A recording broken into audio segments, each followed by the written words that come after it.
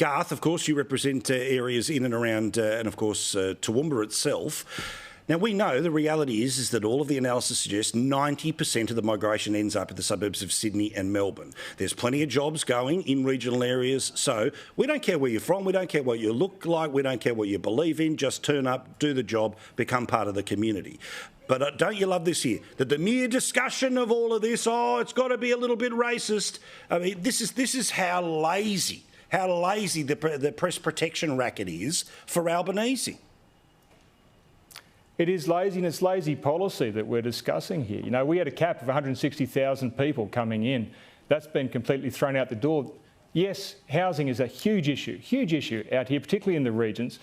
But I've got to tell you the other part of this story. We had $120 billion of infrastructure to support the growth of Australia, and that included in regions like mine, the Great Inland Rail project, and I'm a big supporter of that. I want to see that come to Toowoomba. This is about bringing jobs, and I don't care where the people come from who fill those jobs.